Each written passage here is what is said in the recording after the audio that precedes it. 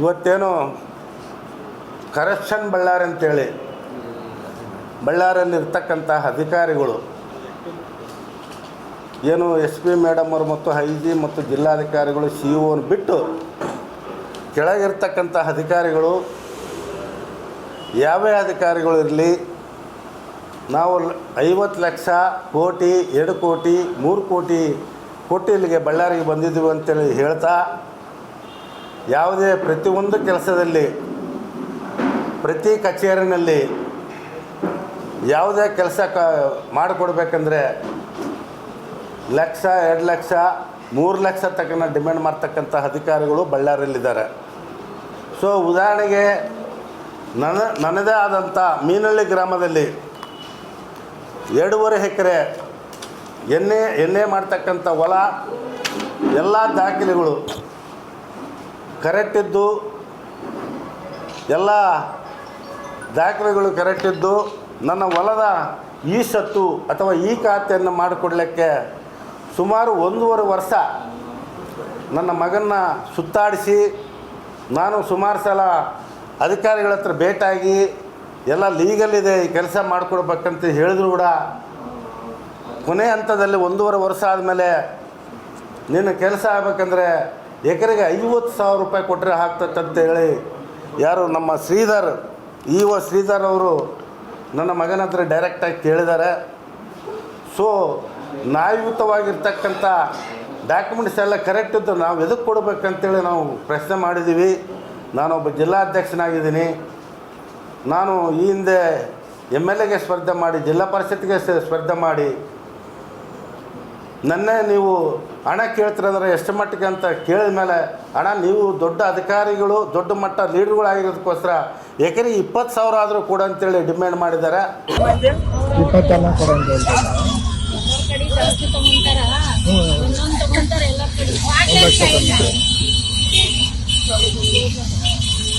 ಇವತ್ತು ಕೊಟ್ಟರೆ ಮಾಡ್ಕೊಡ್ತಾರೆ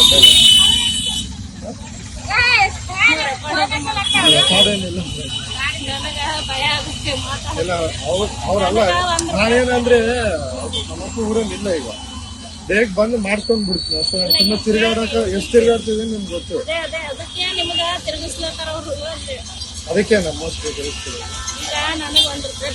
ಗೊತ್ತು ಮೇಡಮ್. ನೀವು ತಗೊಂಡಲ್ಲ ಯಾಕಂದ್ರೆ ನೀವು ನೋಡಿರಿ ಊರ್ ಕಡೆ ಏನಂದ್ರೆ ನಾನು ಏನ್ ಯೋಚನೆ ಮಾಡೋದು ಒಬ್ಬರದ್ದು ಬೆದರಿಸೋದು ಅಂತ ಕೆಲಸ ಮಾಡಿಲ್ಲ ಇಷ್ಟವರೆಗೆ. ಅಲ್ಲಿ ಕೂಡ ನೀವು ನೋಡಿರ್ತೀರಿ ಮನೆಯಲ್ಲಿ ಆಗ್ಲಿ ಆ ಕಡೆ ಆಗ್ಲಿ ಇದೆಲ್ಲ ಏನಂದ್ರೆ ನಮ್ದು ಎಲ್ಲ ಡಾಕ್ಯುಮೆಂಟ್ಸ್ ನೀಟ್ ಇದ್ರು ಕೂಡ ಹಿಂಗೆ ಕೇಳ್ತಿದಾರ.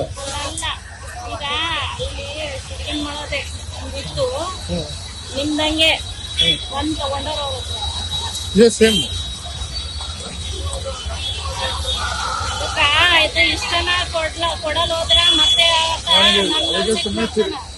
ಸುಮ್ಮನೆ ತಿರುಗಾಡೋದು ಕರೆಕ್ಟ್. ಸುಮ್ಮನೆ ತಿರುಗಾಡೋದು ಕೂಡ ನನಗೆ ಎಷ್ಟು ನಿಮ್ಗೆ ಗೊತ್ತಲ್ಲ, ಒಟ್ಟಿಗೆ ಇಲ್ಲ. ಏನ್ ಮಾಡ್ತೀನಿ ಅಂದ್ರೆ ಸುಮ್ಮನೆ ಇವತ್ತು ನೋಡ್ರಿ ನಾನು ಹೋಗಿ ಅವ್ರ ಕೈ ಕೊಡ್ಬೇಕಂದ್ರೆ ನೋಡಿ ಯಾರಿಗೊಂದು ಬರೋದು ನಾನು ಹೋಗ್ತೀನಿ ಅಂದ್ರೆ ಬೇರೆಯವ್ರ ಕಡೆ ಕೊಡೋದ್ರೆ ಕೊಡ್ತೀನಿ. ನಾನು ಬೇಗ ಒಂದು ಕೆಲಸ ಒಂದು ಆಗೋದಿಲ್ಲ ನೋಡ್ಬಿಟ್ಟು ಅವ್ರ ಊರಾಗ ಇಲ್ಲ. ನಾನು ಇಲ್ಲ ಅಂದ್ರೆ ಸುಮ್ಮನೆ ಹಿಂಗೆ ಹೋಗ್ಕಂತಾನೆ ಇರ್ತೈತೆ. ಅವ್ರು ಹೇಳ್ಬೇಕು ಇವ್ರು ಮತ್ತೆ ಬರ್ಬೇಕು ಹಂಗೆ ಹಂಗೆ ಅನ್ಕೊಂತ ನನಗೀಗ ಯಾವ್ದು ಬಿಸ್ನೆಸ್ ಪರ್ಪಸ್ ಆಗ್ತೈತೆ.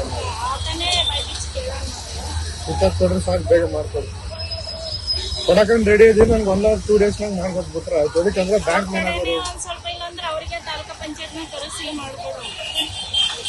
ಅವ್ರನ್ನೇ ಕಳ್ಸಿ ಸಾರ್ ಹತ್ರ ಹೋಗಿ ಮಾತಾಡ್ಬೋದು ಅನ್ಕೊಳ್ಳಿ. ಇವ ಸರ್ ಹತ್ರ ಆಯ್ತು ಸರ್ ಹೌದು ಸರ್ 2 ಡೇಸ್ ಸರ್. ಆ ಸರ್ ಲಾಗಿನ್ ಕೂಡ ಬೇಕಲ್ಲ, ಆಟ ಕೂಡ ಕೇಳ್ತಲ್ಲ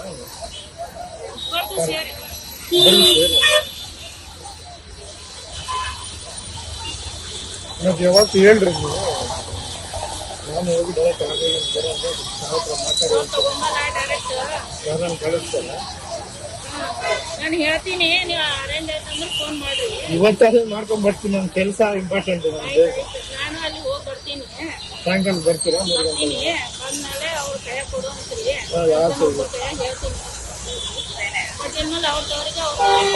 ಕೆಲಸ ಅಂತ ಆಗ್ಬಿಟ್ರೆ ಸಾಕು, ಬೇಗ ಕೊಡ್ತೀನಿ. ಸಾಯಂಕಾಲ ಬಂದು ಫೋನ್ ಮಾಡ್ತೀರಾ ಮತ್ತೆ? ಇಲ್ಲ ನಿಮ್ ಕೈ ಕೊಡೋದು ನಿಮ್ ಕೈಗೆ ಕೊಡ್ತೀನಿ ನಾನು, ನೋಡಬಾರ್ದು ಅಂತ ಹೇಳಿದ್ರು. ಸೊ ನಾವು 50,000 ರೂಪಾಯಿಯನ್ನು ನನ್ನ ಮಗ ಯಾರು ನಮ್ಮ ಸಿಡಿಮಾಳೆ ಪಿ ಡಿ ಒ ಅವರಿಗೆ ಅವ್ರ ಮುಖಾಂತರ ಬಿಲ್ ಕಲೆಕ್ಟರ್ಗೆ ಕೊಡುವ ಸಮಯದಲ್ಲಿ ಲೋಕಾಯುಕ್ತರು ರೇಡ್ ಮಾಡಿ ಇವತ್ತಿನ ದಿನ ಅವರು ಜೈಲುವಾಸವಾಗಿದ್ದಾರೆ. ಅಂದರೆ ನಾನು ಹೇಳೋದೇನೆಂದರೆ ಮೇಲಧಿಕಾರಿಗಳು ಇರ್ತಕ್ಕಂಥ ಕೆಳಗಿರೋ ಅಧಿಕಾರಿಗಳನ್ನು ಒಟ್ಟು ಹೊಡೆಯುವ ಕೆಲಸ ಮಾಡ್ತಾ ಇದ್ದಾರೆ. ಇದರ ಬಗ್ಗೆ ಮುಂದಿನ ದಿನದಲ್ಲಿ ಇಡೀ ಜಿಲ್ಲಾದಲ್ಲಿ ಯಾವುದೇ ಕರಪ್ಷನ್ ನಡೀಬಾರ್ದು ಅಂತೇಳಿ ಇವತ್ತು ಹೇಳ್ತಾ ಇದ್ದೀನಿ. ಇ ಒ ಶ್ರೀಧರ್ನ ಮತ್ತು ನಮ್ಮ ಆಡಳಿತ ಅಧಿಕಾರಿ ಗಿರೀಶ್ ಕುಮಾರ್ನ ಇಬ್ಬರನ್ನ ಅಮಾನತುಗೊಳಿಸಬೇಕು. ಅವರಿಗೆ ಬೇಕಾದ ದಾಖಲೆಗಳನ್ನು ಇವತ್ತು ಜಿಲ್ಲಾಧಿಕಾರಿಗಳಿಗೆ ಮತ್ತು ಸಿ ಒಗೆ ಮುಡಿಸುವ ಕೆಲಸ ನಾನು ಮಾಡ್ತೀನಿ. ಅವ್ರ ಮೇಲೆ ಆ್ಯಕ್ಷನ್ ತಗೊಂಡಿಲ್ಲ ಅಂದರೆ ನಾನು ತಾಲೂಕ್ ಪಂಚಾಯತಿ ಕಚೇರಿ ಮುಂದೆ ಪ್ರತಿಭಟನೆ ಪಕ್ಷದ ವತಿಯಿಂದ ಮಾಡ್ತೀನಿ ಅಂತೇಳಿ ಈ ಸಂದರ್ಭದಲ್ಲಿ ಹೇಳ್ತೀನಿ.